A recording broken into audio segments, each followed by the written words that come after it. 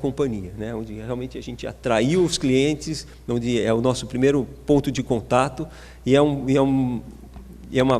uma forma bastante importante você satisfazer essa primeira experiência que nós temos com os clientes. E o que mais tem acontecido, né, a demanda que mais iminente é em relação à segmentação de conteúdo, né? Ou seja, qual é o meu interesse, da onde a empresa vai inferir que eu gosto disso ou daquilo, ou apresentar novas partes do conteúdo, novos conteúdos que a pessoa nem tem noção e que possa agregar um valor enorme para eles. Para isso nós temos alguns modelos na verdade são mais de 50 algoritmos que foram desenvolvidos para poder estar entendendo qual é o movimento do internauta, se ele lê uma notícia sobre grupo de internautas que após lerem uma notícia sobre esporte passam por uma loja pela parte do e-commerce, ou se eles vão para a parte de política, enfim, qual que é a derivada que eles estão indo, através de que plataforma. Hoje, ele vê isso aqui onde no mobile, ele está migrando para a plataforma móvel, ele está vendo isso o nosso conteúdo dentro das redes sociais, e esse modelo ele mapeia todo esse comportamento de navegação. Nós temos hoje um mapa de calor, de audiência, de todas as páginas do UOL, a gente sabe exatamente para onde ele está indo, para onde ele está migrando esse interesse. E esses algoritmos mapeiam e geram, obviamente, indicações de grupos de afinidades para conteúdo. E com isso a gente consegue direcionar conteúdo específicos nos formatos que são mais afeitos a esses clientes, né? Assim como, naturalmente, também como a publicidade, como outros produtos para o usuário.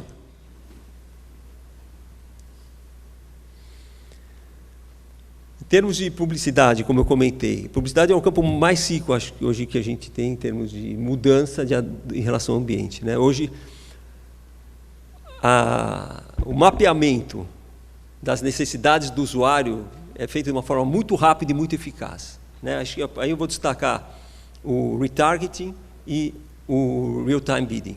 No retargeting, nada mais é do que eu fui numa loja, procurei um produto, ou estive num conteúdo de basquete, inferir se esse cliente ele realmente tem perfil para esse tipo de produto e fazer essa oferta numa outra área que ele vai estar navegando no UOL, numa área de política, ele vai ver um anúncio específico sobre bola de basquete, algum item de uso. Vamos falar se o cara está procurando procurou um tênis lá na Netshoes, que é a nossa parceira, não comprou, depois ele vai ser abordado para a venda esse tênis numa outra área. Eventualmente, ele comprou. Então, talvez, se ele comprou um tênis, talvez ele precise de uma camiseta. Então, num outro momento, nós vamos estar oferecendo uma camiseta para jogar tênis e por aí vai. Então, esse é um modelo bastante intrincado, né, que hoje até um pouco incomoda, né, o internauta, porque parece que o produto vai te seguindo, né? Onde você vai, o produto vai te seguindo. Mas isso tem um momento incrível em relação ao resultado para a companhia e para muitos clientes, né, já fizemos pesquisa, agrega um valor enorme, né, porque ele vê realmente como se fosse uma oferta, ao invés de ver uma oferta genérica, ele vê uma oferta direcionada ao seu interesse, né.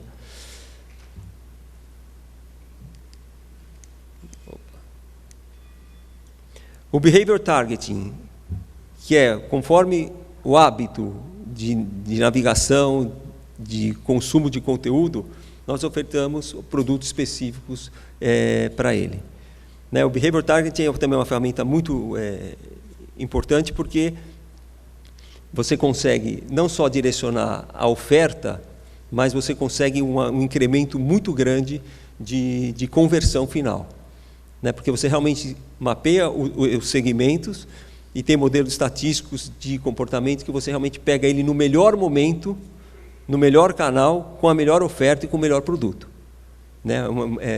Permite um nível de elaboração muito grande. E no shopping é um comparador de preço, no caso, é uma área mais rica em que isso pode acontecer, esse tipo de interação pode acontecer.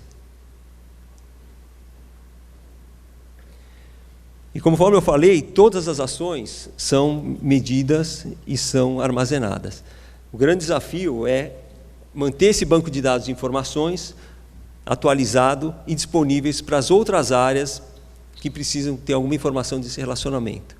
Então, esse é o maior desafio que a gente tem, que é na questão de manter esse banco de dados estruturados, para que, não só com informações, mas com smart data, ou seja, informações com que as unidades possam tomar atitudes, ações, e com isso rentabilizar suas unidades, seus produtos.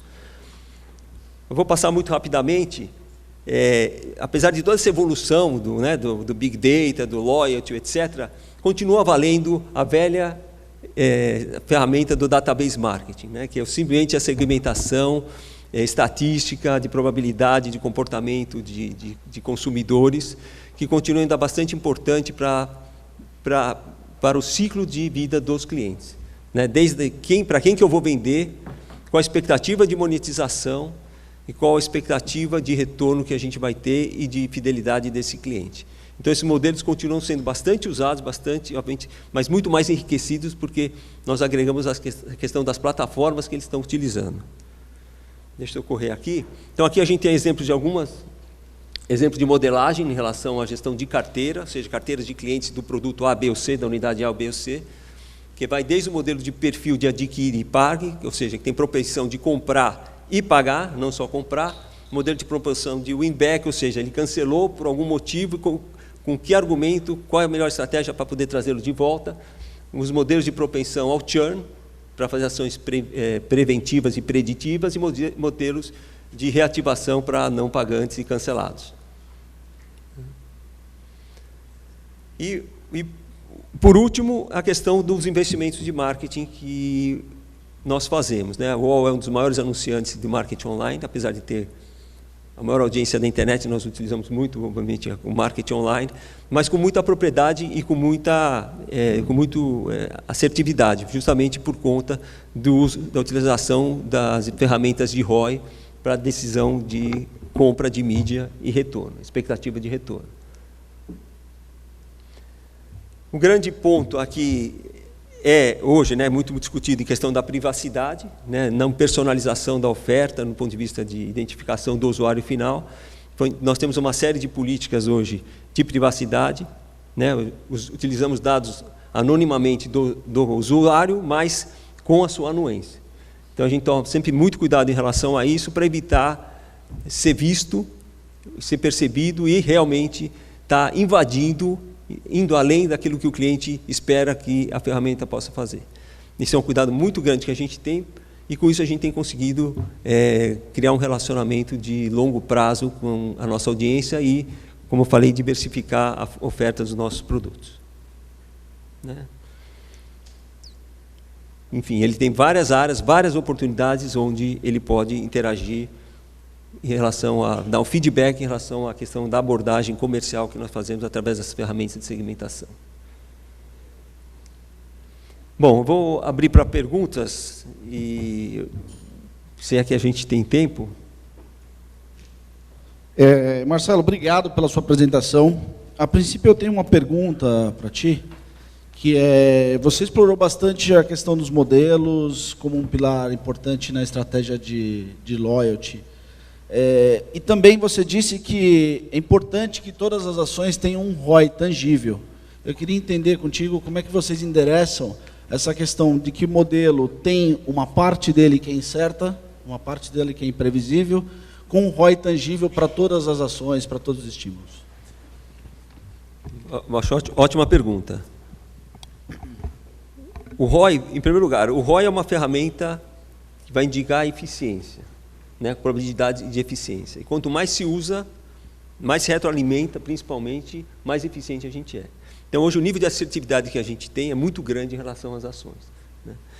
Do outro lado, a questão do ROI vale tanto para que as unidades tenham preocupação em relação ao custo, mas também, não só em retorno, na venda, mas em relação ao custo e ao P&L. Então, nós amarramos as ações táticas de gestão com o ROI para poder estar avaliando a eficiência, mas, principalmente, tudo vai se refletir no P&L e na alocação. Então, os budgets que são definidos para cada exercício, a gente utiliza toda essa avaliação do PNL, de eficiência do PNL, e, obviamente, as metas são especificadas em cima disso daí.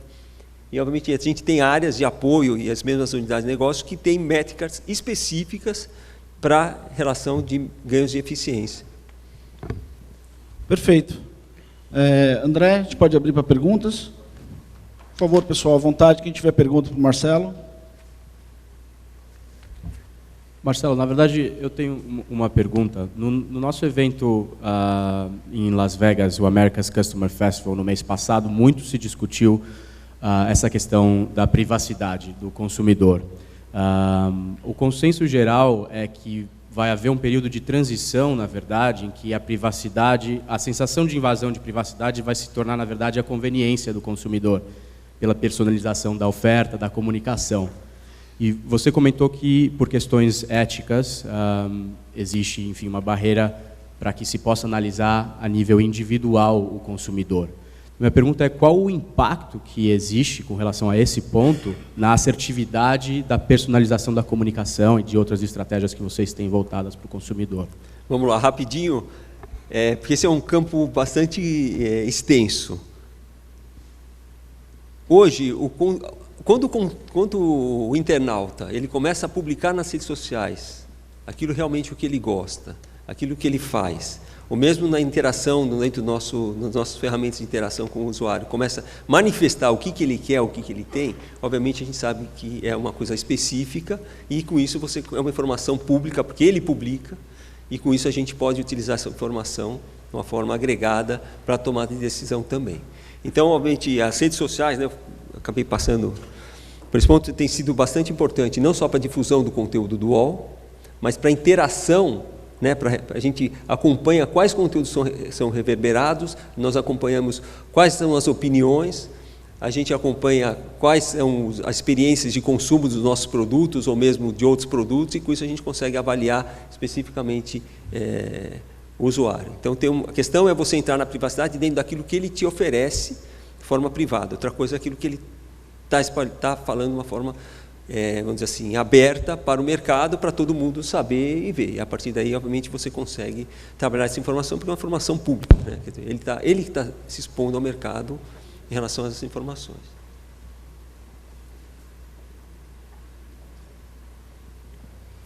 Bom, perfeito. Marcelo, obrigado. Uma salva de palmas, Marcelo, por favor. Prosseguindo com o nosso evento, eu queria chamar ao palco o senhor Mauro Segura, CMO da IBM.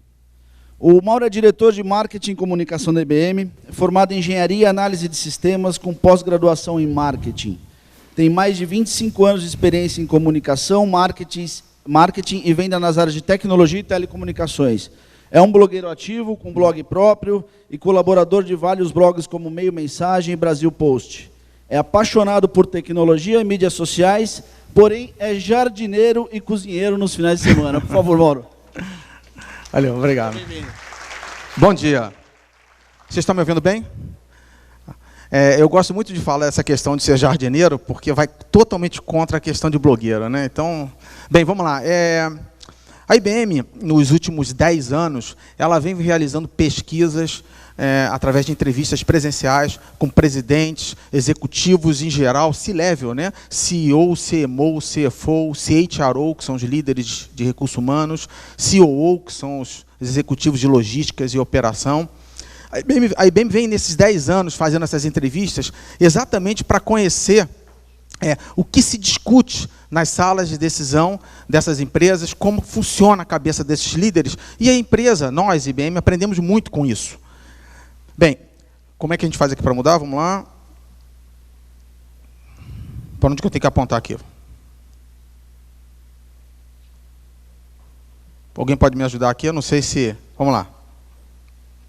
Agora foi, olha lá. Mas foi um pouquinho lento. Bem, no ano passado nós fizemos uma pesquisa completamente diferente. Pela primeira vez nós entrevistamos toda essa turma ao mesmo tempo. Foram mais de 4.000 entrevistas presenciais em mais de 70 países, inclusive no Brasil, e aconteceu um fenômeno. Pela primeira vez aconteceu um alinhamento de estrelas. Porque quando a gente olha as pesquisas anteriores, nesses últimos 10 anos, as prioridades, os desafios desses executivos variavam muito. Teve uma época que era redução de despesa, outra época foi inovação, se falou em determinado momento em desenvolvimento da força de trabalho, mas agora, nessa última pesquisa, praticamente todos falaram uma única palavra: cliente. Então é interessante ver CFOs, CIOs, diretores de logística, falando que a prioridade é cliente. E aí a gente começou a ouvir coisas como cliente como estratégia central da empresa, decisões compartilhadas entre clientes e empresa, colaboração intensa com clientes, uma integração físico-digital, integração de canais, que a gente vem falando muito aqui desde ontem, uma questão de visão individual por cliente, e tudo em tempo real. E o que realmente esse pessoal estava falando era exatamente a experiência do cliente. Então, a mudança que aconteceu foi, de repente, a discussão da experiência do cliente saiu do fórum do CMO, ou do líder de marketing, e hoje permeou praticamente toda a empresa. E aí é interessante que, quando a gente olha essa pesquisa, surgiram coisas como, coisas que nós já sabemos, né? Quem trabalha com marketing já está acostumado com isso, né? Que os indivíduos estão mais conectados, o consumidor está mais exigente, o engajamento digital é total, surgem novos concorrentes, da onde a gente menos espera, concorrentes não tradicionais da empresa, de repente aparecem, mudanças de modelo de negócio, na cadeia de valor, uma integração, uma necessidade intensa de integração dos canais que atuam junto ao cliente, e a velha questão do omnichannel, integração físico-digital, que a gente vem discutindo aqui desde ontem. É uma discussão constante dentro de todos os fóruns.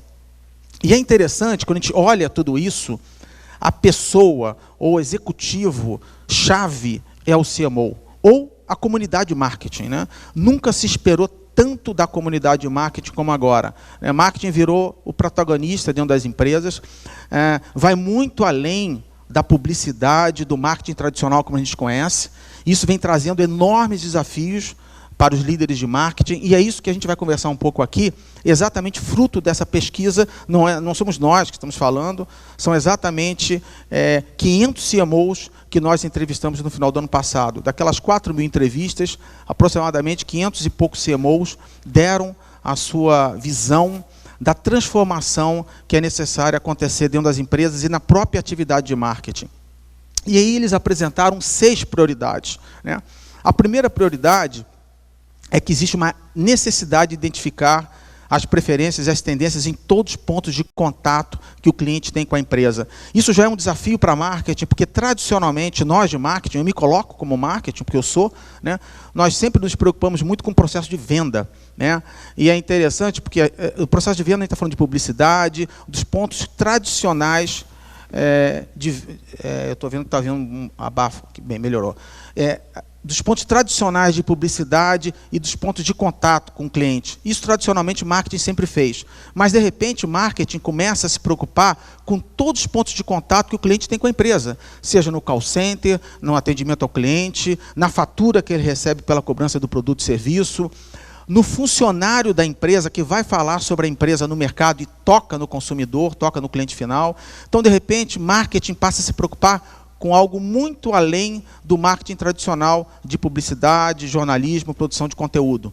Isso muda completamente a questão do CMO, né? Eu estava conversando aqui no slide anterior sobre o papel do CMO, de repente a gente começa a falar de um CMO que precisa se preocupar com outras coisas além dos canais tradicionais. Segunda prioridade, estimular interações com clientes e novos relacionamentos via canais digitais. O mundo passou a ser digital. E aqui tem um ponto muito importante que esses 500 CMOs nos disseram. Há necessidade de a gente mudar a nossa cabeça. Normalmente, as nossas atividades no mundo digital são atividades complementares ao mundo físico, né? E hoje, a nova geração, nós mesmos aqui, mas principalmente a nova geração, já consome o mundo digital como se fosse eletricidade, né? Já não sente mais. Então, a tendência natural que os CMOs sinalizam é que não mais nós teremos o mundo digital complementando o mundo físico, e sim o contrário. O mundo físico complementando o mundo digital, porque nós estamos nos tornando seres digitais. Isso muda completamente a forma das nossas decisões e as nossas prioridades. É muito comum, ainda existem muitas empresas que fazem todo o seu planejamento, toda a sua estratégia de marketing e depois pensa no que vai fazer na área digital. Quer dizer, digital como algo marginal, algo complementar ao mundo físico. Terceira prioridade, Aumentar as competências digitais com parceiros para complementar recursos internos. Os CMOs também disseram o seguinte: a gente não consegue mais fazer os nossos projetos, implementar inovações por nossa própria conta. O nível de complexidade, de especialização é tão intenso que a busca por parceiros externos passou a ser fundamental. E aí tem um outro problema aqui, que a gente vai falar mais na frente, que é a complexidade de parceiros que existem no mercado, né? Existem dezenas, centenas de parceiros e agências e empresas que têm especialidades muito específicas e muitas vezes isso se torna um desafio porque cabe ao CMO a missão de integrar tudo isso. Quarta prioridade, engajar clientes em todo o ciclo de vida do cliente. Passou a ser fundamental para a área de marketing mapear o ciclo de vida de cada cliente praticamente ao ponto individual. Como é que está a vida daquele cliente? Ele é um prospect, ele está começando a interação com a empresa, ele teve um problema de pagamento, ele teve um problema de atendimento. Passar a mapear tudo isso passou a ser fundamental. É meio teórico, mas quando a gente começa a falar de milhares de clientes e empresas aqui, inclusive que já estiveram aqui nesse palco, que tem milhões de consumidores, milhões de clientes, não dá mais para trabalhar isso sem um ferramental, sem um sistema robusto para suportar esse mapeamento a nível individual para milhares ou milhões de clientes. Quinta prioridade, aplicar análise de dados para a tomada de decisões. Bem, a gente está falando isso aqui desde que começou esse evento, né? E não é somente a análise de dados do ponto de vista demográfico ou do ponto de vista transacional, mas é entender o cliente como um todo, inclusive, como o Marcelo tocou aqui, como ele se comporta nas redes sociais, onde ele denuncia, né, quase que espontaneamente as suas prioridades, preocupações, desejos, aspirações. E a última prioridade é aumentar conhecimento e desenvolver novas competências. Aqui é muito interessante, porque o CMO, tradicionalmente, é um ser que se formou em marketing, publicidade, às vezes jornalismo. E quando a gente começa a falar de redes sociais, a gente começa a falar de antropologia, ciências humanas. Quando a gente fala em Big Data, a gente está falando de matemática e estatística. Quando a gente fala desse mundo complexo, com muitos projetos que um CMO tem que tocar simultaneamente, nós começamos a falar em gerência de projetos. Ou seja, novas competências começam a surgir e os CMOs estão com uma tremenda necessidade de preparação e de desenvolvimento. E é muito interessante, tem colegas, e eu também entro nessa turma, né, que começam a procurar cursos de formação e de especialização completamente distintos do marketing tradicional. Isso significa, ou é uma evidência da transformação que a nossa atividade vem passando. E é interessante que quando a gente olha para essas prioridades, basicamente a gente está falando de tecnologia. Nunca os CMOs, os profissionais de marketing, dependeram de tanta tecnologia como agora. Nós somos seres dependentes, tecnológicos, né? E a gente tem uma dificuldade muito grande de lidar com isso. A gente é reativo às novidades tecnológicas. A gente gosta, mas na hora de implementar isso dentro dos nossos projetos, a gente tende a seguir pelo caminho tradicional. E aí surge uma coisa interessante, mas antes disso, quando eu falo de tecnologia, tem um ponto interessante, não sei quantos de vocês ouviram ou tomaram conhecimento dessa pesquisa. Em 2012, o Gartner, um reconhecido instituto de pesquisa, disse que em 2017 o CMO vai ter um budget de TI maior que o CIO. Isso parece muito louco, muito doido, muitos CMOs não entendem isso, né? Mas o caminho não é um caminho de separação entre CMO e CIO. O que está evidente hoje é que o CMO e o CIO têm que trabalhar cada vez mais juntos, né? E essa leitura ou essa previsão, ela caminha exatamente nesse sentido. E aí é interessante, esse eu tirei do relatório, no final eu vou dar um e-mail para vocês, quem tiver interesse em receber esse estudo completo, eu mando todos esses estudos dos últimos 10 anos, bem como esse último estudo, estão disponíveis na web. Então eu mando o link para vocês, é bem interessante realmente. Mas é interessante, eu tirei isso de uma das páginas, em que 82% dos CMOs se dizem despreparados para lidar com Big Data. E 67% se dizem despreparados para lidar com as mídias sociais. E esses números, eles são números de 2013 e que basicamente continuam muito parecidos com os números de 2011. Quer dizer, pouca evolução aconteceu ao longo desse tempo, mostrando que os CMOs, os líderes de marketing, continuam se sentindo muito desconfortáveis com toda essa revolução que vem acontecendo.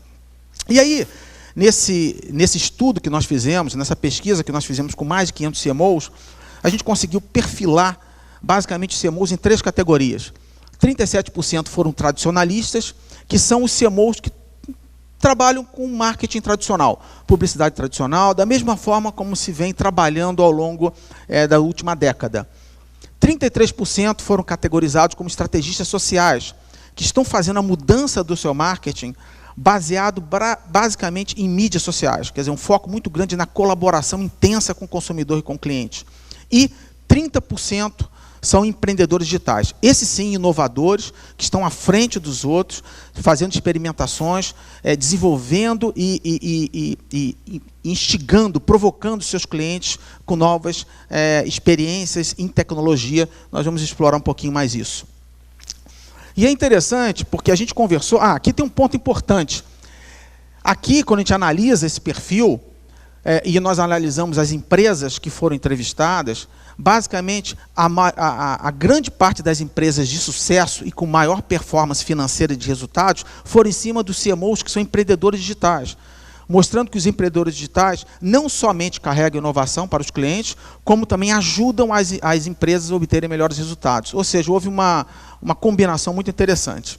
E esses CMOs, empreendedores digitais, eles nos sinalizaram 3 principais prioridades que parecem básicas, né, mas são passos difíceis para o sucesso deles, né? Então, basicamente, foi o uso de Big Data avançado para conhecer melhor os clientes, oferecer experiências de valor e usar novas tecnologias para criar experiências diferenciadas. Então, em cima de cada um desses pontos, vamos explorar um pouquinho. Primeiro, Big Data. Primeira mensagem deles é: trabalhem junto com o CIO. A gente vê muitos casos de empresas que implementam soluções de Big Data ou novas tecnologias dissociadas do CIO. A coisa funciona no início, mas depois existe um grande problema de integração e alinhamento com todos os outros sistemas das empresas. E na hora que a gente fala de integração, mapeamento da vida do cliente dentro da empresa, não dá para ter sistemas desconectados ou desintegrados. Então, trabalhar com o CIO passou a ser uma prioridade absoluta. Segundo, é investir em tecnologia de análise de dados. Parece básico, mas uma boa parte das empresas não conseguem nem mapear, nem entender direito o relacionamento que o cliente tem com a empresa, né? Não estou apenas falando de dados demográficos e transacionais, que teoricamente toda empresa deveria conseguir mapear. Mas estou falando exatamente o que o Marcelo tocou aqui, de identificar clientes nas redes sociais, comportamentos, desejos, rastros de comportamento que ele deixa nas redes e que permita criar um quadro mais individual dos desejos e aspirações de cada cliente. E, por fim, integrar diversas fontes de informação com inteligência. Significa mapear, entender como o cliente se relaciona no ponto de venda, no quiosque, no site, na fatura que ele recebe, né, no call center, quando ele reclama de um atendimento. Então, marketing, o CMO, passa a se preocupar com tudo isso, porque todos esses pontos de relacionamento que o cliente tem com a empresa passa a ser um ponto exatamente para o item 2, que é uma oportunidade de oferecer experiências de valor, né? E isso muda radicalmente a forma tradicional como o CMO trabalha, porque o CMO tradicionalmente é uma pessoa, é um profissional muito preocupado, né, com o processo de venda, né? E muitos dos CMOs, eles terminam, né, eles têm prioridade até o fechamento da venda, quando, na verdade, para o cliente, a venda é o processo, é o passo inicial de relacionamento com a empresa. É extremamente irônico, né? Então, a começar a entender, a mapear em que ponto cada cliente está, passa a ser fundamental. E isso só é possível com essa instrumentalização de todos os pontos de contato. Quer dizer, instrumentalizar todos os pontos de contato que o cliente tem com a empresa passa a ser uma preocupação do CMO, que até então sempre foi um cara muito despreocupado com isso, mas passa a ser fundamental porque a experiência do cliente ela passa a ser tão ou mais importante que a publicidade, né? E aí nós estamos basicamente falando de algo muito maior do que a entrega da promessa da marca, né? É entregar e encantar o cliente com algo a mais.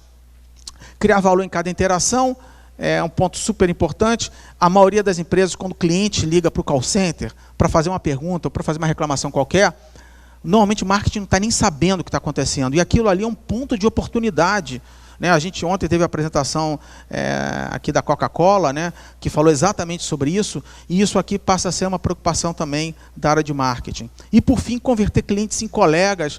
Isso é uma mensagem dizendo o seguinte: criem, habilitem os clientes a conversarem, né? Facilitem a conversa dos clientes nas redes sociais sobre a sua empresa, né? Ajude a criação de comunidades. Isso é outro foco dos CMOs líderes na área digital. E, por fim, a questão das novas tecnologias. As empresas, os CMOs, que investem na experimentação, que se arriscam em novas tecnologias, vem tendo grande sucesso, né? Então, primeira coisa é mobilidade. O mundo está se tornando extremamente móvel, não dá mais para pensar em qualquer coisa diferente da mobilidade. Quando ele fala em mover para o futuro rapidamente, significa o seguinte: fazer experimentação, né? Podem errar, os clientes apreciam isso, os clientes apreciam as empresas ousadas, que se arriscam e criam coisas diferenciadas. Muitas das vezes as empresas deixam de partir para alguma coisa nova, alguma coisa inovadora, por risco, né? Por entrar numa área que não domina. Mas a mensagem é exatamente o contrário: se arrisquem, tomem risco. E, por fim, na gestão de marketing, investimento na gestão de marketing. É muito interessante como ainda existem empresas que fazem gestão interna usando Excel, PowerPoint, né? E a gente está falando de gestão de campanha, né? Automatização do marketing, integração. Quando a gente fala em integração de canal, não dá para trabalhar isso sem um ferramental importante. Então é interessante porque a mensagem aqui é que muitas empresas investem no relacionamento com o cliente diretamente, mas não investem na cozinha, né? Então é como se investisse no restaurante, mas a cozinha fica para depois. Então, basicamente, não tem nada demais na pesquisa, né? Porque basicamente está falando de conhecer melhor o cliente, encantar o cliente, quer dizer, entregar a promessa da marca ou algo a mais e surpreender, né? Trazendo alguma inovação. Então já é uma coisa que a gente já conhece, que a gente já ouve já há muito tempo. E aí, quando a gente vai para o mercado e vai tentar entender o que está acontecendo, a gente se depara com isso. Dezenas, centenas de tecnologias diferentes, né? As coisas se misturando, as coisas confusas, e pior, dezenas e centenas de provedores, que muitas das vezes a área de marketing começa a instalar, a integrar, ou a implementar esses tipos de solução, mas tem uma dificuldade muito grande de alinhar e fazer ganhar escalabilidade. Então, uma das mensagens que a gente recebeu dessa pesquisa é que a área de marketing deve procurar provedores, parceiros, mas que sejam poucos e que sejam capazes de integrar o todo. E aí, quando a gente olha o mundo do varejo, que é um mundo muito interessante, e eu vou passar aqui rápido por conta do nosso tempo, aqui vocês vão ter uma ideia muito rápida do que é essa jornada digital, e é um bom exemplo. A primeira seria uma presença na web, né? Seria o passo natural para qualquer varejista, marcar presença no território na web, criar um site corporativo, basicamente com informação sobre quem é a empresa, o que oferece. O segundo passo é realmente começar um e-commerce, né? Fazendo algumas vendas na internet, basicamente vendendo o mesmo catálogo que as lojas físicas possuem, né? E com alguns poucos departamentos. O terceiro passo já é um passo bem mais ousado. A gente já começa a falar de e-commerce um pouquinho mais sofisticado, onde o catálogo oferecido no mundo digital ele é maior que o catálogo físico, né?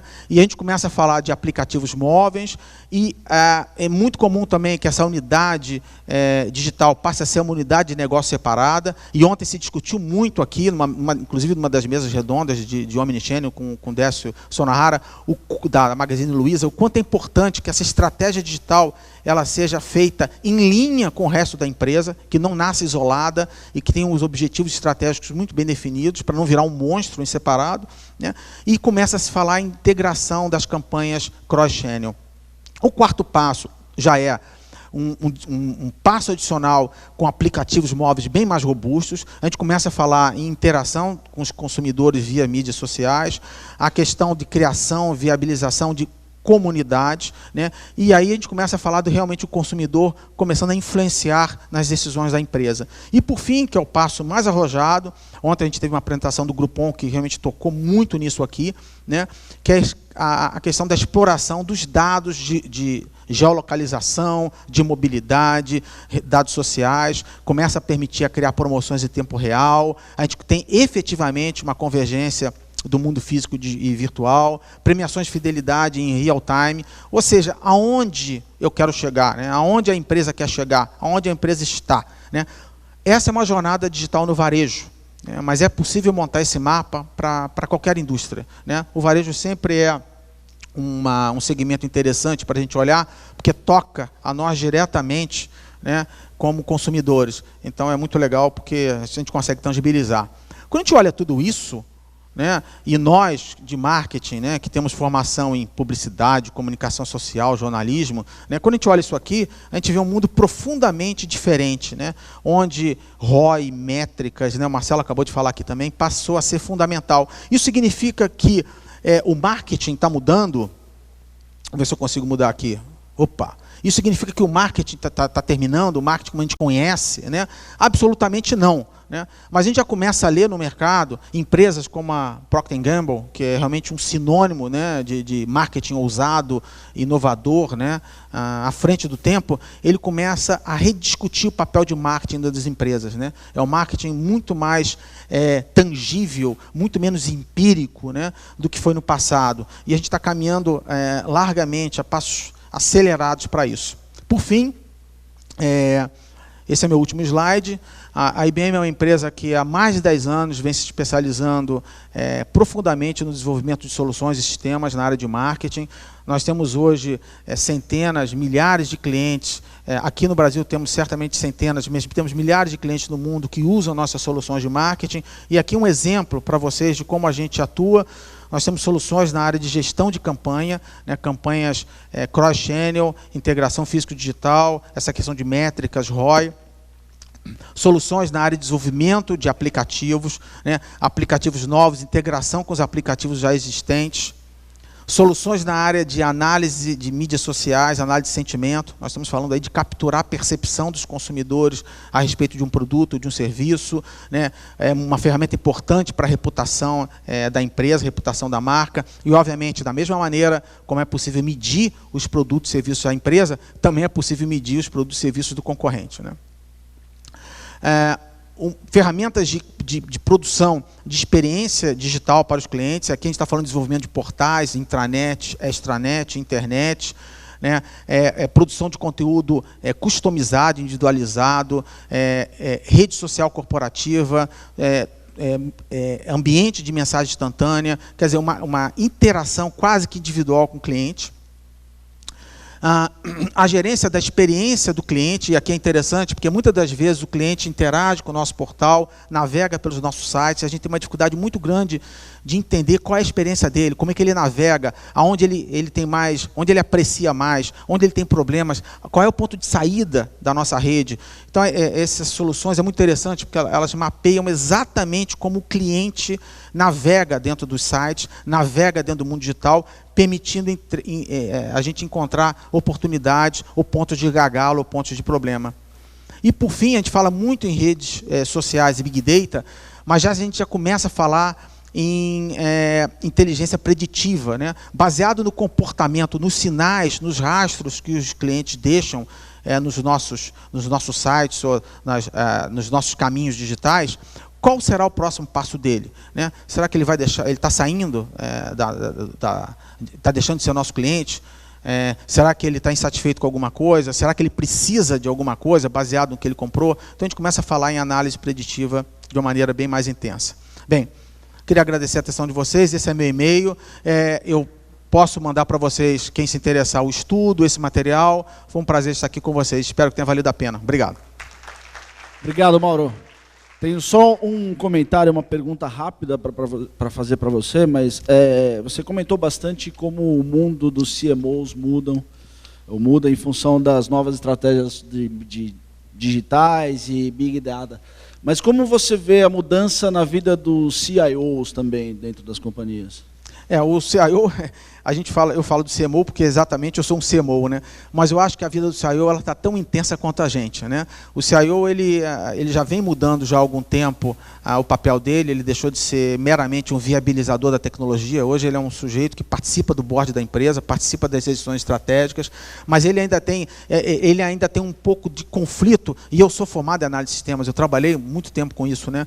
E ele tem um conflito muito grande, porque ao mesmo tempo, e a gente discutiu um pouco isso numa das sessões ontem, ao mesmo tempo que o CIO ele tem que procurar atender todas essas demandas, porque a demanda não vem só do CMO, a demanda vem do CFO, todo mundo precisando de dados. Recursos humanos, que tradicionalmente é uma área que a gente acha que não precisa. Imagina uma empresa que tem milhares de funcionários, né, e você precisa de um recurso para um determinado projeto com determinada especialização, né? Se você tiver um bom mapeamento da sua força de trabalho, você rapidamente chega nessa pessoa. Caso você não tenha, vai ficar na base de um conversar com o outro até achar essa pessoa. Então, o CIO ele vive um dilema, porque, ao mesmo tempo, ele tem que implementar essas novas tecnologias, essas novas soluções, mas ele tem que manter o legado. Ele tem que manter a integridade, os sistemas rodando, e isso quase ninguém vê. E é essa que é a insatisfação do CMO, principalmente. Que o CMO é quando ele chega para o CIO e ele deseja lançar uma campanha ou um produto novo, normalmente o tempo que ele dá para o CIO é normalmente 1 mês, 2 meses, e o CIO diz o seguinte, e o CIO volta dizendo o seguinte, vou levar 3 meses para te responder, né? Então é assim que o mundo funciona. Então o CIO está passando também por uma grande transformação e ele também está precisando se especializar em novas competências. Perfeito. Muito obrigado, Mauro. Obrigado. Pessoal, na sequência, eu gostaria de convidar a Graciela Tanaka, CEO da Netshoes, para se juntar a nós aqui no palco. A Graciela ela é bacharel em Ciências da Computação pela Universidade de São Judas Tadeu. Ela, por 2 eleições, gerenciou o projeto da urna eletrônica brasileira na Diebold Procomp. E, em 2005, assumiu a diretoria de TI do Tribunal Regional Federal da 3ª Região. Na Netshoes, ela iniciou assumindo a diretoria de TI, posteriormente assumiu a diretoria de projetos, e hoje é responsável por toda a operação da companhia. Por favor, Graciela. Obrigada, Ricardo. Bom dia, gente. Vocês estão se perguntando, nossa, passou pelo tribunal, Netshoes. Então, vou tentar mostrar para vocês um pouco de como a Netshoes atua para levar essa experiência para o consumidor. Todo mundo falou aqui de conhecer o cliente, levar a melhor experiência para ele, encantar, foi a palavra que o Mauro usou. Vamos lá, então. Rapidamente, eu vou mostrar um vídeo sobre o que é a Netshoes, para eu não ficar falando, acho que o vídeo é mais interessante. Opa!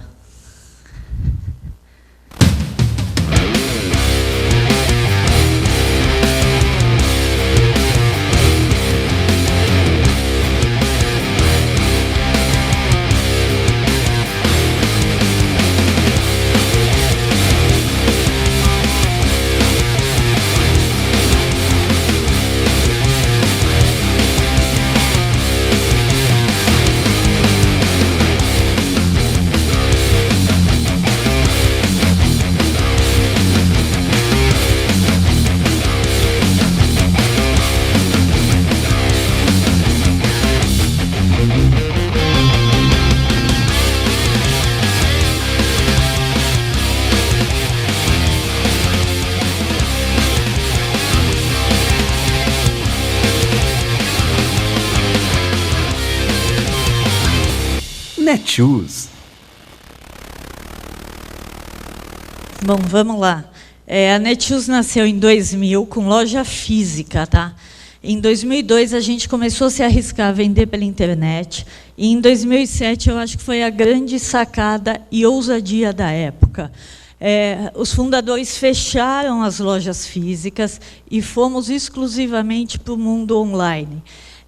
Então, a gente fala na Netshoes que o nosso DNA é digital, porque a gente começou naquela época, lá em 2002, e foi evoluindo junto com o e-commerce no país, tá? Esse é um grande diferencial para conhecer o cliente. Em 2011, abrimos operação na Argentina e no México, nos mesmos moldes da operação do Brasil, e em 2013 fomos reconhecidos como o maior e-commerce de artigos esportivos do mundo, tá? A responsabilidade é grande, Como usar tudo isso para levar a melhor experiência para o consumidor sem esquecer da venda. No final, a conta precisa fechar, tá? Vamos lá, então. A Netshoes tem uma missão que é inspirar e transformar a vida das pessoas com mais esporte e lazer. Como que a gente faz isso, usa essa missão para vender produtos, levar essa inspiração e ainda assim proporcionar a melhor experiência? Com 3 pilares, tá? Através desses 3 pilares, a gente leva essa experiência para o consumidor, que é varejo, tecnologia e serviços, tá? Varejo, foi fundamental a gente ter nascido ali na loja física, porque desde lá a gente começou a entender o que o consumidor deseja. O que ele quer de um varejista? Ele quer produto, ele quer grandes marcas reconhecidas, ele quer qualidade, ele quer produtos exclusivos, e isso a gente oferece hoje. Hoje temos parcerias com lojas, times de futebol, ligas de basquete, UFC, tudo isso para levar produtos exclusivos para o consumidor. Qual é a grande vantagem do e-commerce nisso tudo? A gente chega em todos os lugares, desde que tem acesso à internet. Mobilidade, hoje em dia, é uma realidade. Os novos consumidores, a gente pega a moçada, todo mundo só navegando no celular. Já é uma realidade isso, e a gente precisa estar preparado para atender os anseios dessa nova geração, tá? O Mauro falou muito, redes sociais é uma realidade. Hoje o consumidor ele só usa o celular em qualquer lugar que você está. Então, com isso, a gente consegue chegar em cidades pequenas, interior, e levar produtos com qualidade, a chuteira do Neymar ou a bola da Copa, porque às vezes a pessoa não tem um comércio local ou um shopping center naquela cidade, tá? No pilar tecnologia, aí aqui nós temos uma infinidade de coisas, tá? Desde do retargeting que o Marcelo falou na apresentação dele, que a gente reconhece o consumidor. A partir da primeira navegação da loja, eu consigo já saber o que ele deseja, que time ele gosta, que tipos de produto ele gosta, e a vitrine passa a mudar a cada interação dele. Hoje, então, se eu recebo 20 milhões e eu reconheço esses 20 milhões, eu passo a ter 20 milhões de vitrines na loja. Ela muda conforme a necessidade do consumidor. Uma outra iniciativa, essa tela aqui do meio, que vocês podem ver, é uma ferramenta que a gente implementou recentemente, que se chama Shoe Fitter. O Shoe Fitter é uma tecnologia onde a gente escaneia todos os tênis que chegam no nosso centro de distribuição, e a partir daí eu consigo comparar modelos. Com isso, eu facilito a vida do consumidor. Graciela, por exemplo, eu logo lá e falo que eu uso o Mizuno Wave Creation para correr, número 37. E eu escolho a nova marca e o novo modelo que eu quero experimentar. A ferramenta me mostra se vai ficar apertado ou não, qual é o tamanho ideal para mim. Com isso, a gente leva facilidade para as pessoas. Elas perdem o receio de não estar com o produto na mão. Isso, para nós, é fundamental. Nós temos que investir muito em conteúdo. O consumidor ele precisa ver claramente as especificações do produto. Ele não pode ter dúvida na hora de comprar, tá? E aí tem mais um exemplo muito interessante, que é a tabela de medidas. A gente implantou ela no final do ano passado. Foi um trabalho grande que a gente teve acesso a uma pesquisa da ANAC, do biotipo da população brasileira. Nós cruzamos esses dados com a tabela de marcas das lojas, tá? Dos fornecedores. E aí, com isso, a gente chegou a um algoritmo que a gente consegue sugerir o tamanho ideal de acordo com a altura e o peso da pessoa. Eu quebro todo o receio que qualquer consumidor tenha em comprar uma camiseta pela internet. Eu sugiro o tamanho ideal e mostro ainda as medidas para a pessoa confirmar aquilo, tá? Outro case interessante é o Netshoes Click. Foi o primeiro app que a gente lançou, em que o consumidor ele consegue tirar foto de um produto numa vitrine ou que o amigo está calçando, a gente reconhece esse tênis e mostra exatamente o tênis na loja ou um similar. Quer dizer, é levar a experiência com o objetivo final de encantar e isso se traduzir em fidelização e venda.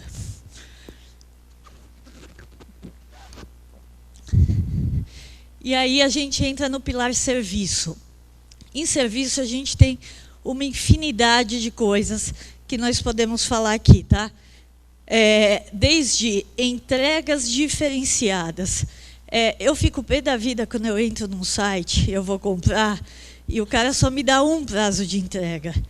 5 dias. E se eu quero receber amanhã, o que eu faço? Eu não compro, né? Eu não tenho opção. A gente oferece 4 modalidades de frete, desde a entrega grátis, um pouco mais lenta, até no mesmo dia. E se eu quero, eu pago por aquela conveniência. Afinal, aquilo tem um custo. Eu estou entregando no mesmo dia o produto para o consumidor. Além de oferecer personalização de produtos. Hoje em dia, a gente fala que a moçada gosta muito de usar produtos exclusivos, de ser diferente. A gente oferece uma gama de produtos exclusivos em que a pessoa pode customizar. Eu posso bordar o escudo do meu time na chuteira, bordar o meu nome, personalizar bolas. Então, são facilidades para o consumidor ser diferente. Tá? 24/7. A gente foi pioneiro na implantação do atendimento 24 horas nos 7 dias da semana. Se eu posso comprar às 2 da manhã porque eu tenho internet, porque eu não posso ser atendido. Isso é conhecer o cliente, entender a necessidade dele para levar essa melhor experiência para ele. Atendemos em todos os canais. Isso é importantíssimo. Redes sociais é um ponto de relacionamento com o cliente. Quem não estiver fazendo isso vai ficar para trás. Tá? Implantamos, desde 2010, um posto avançado dos Correios no nosso centro de distribuição.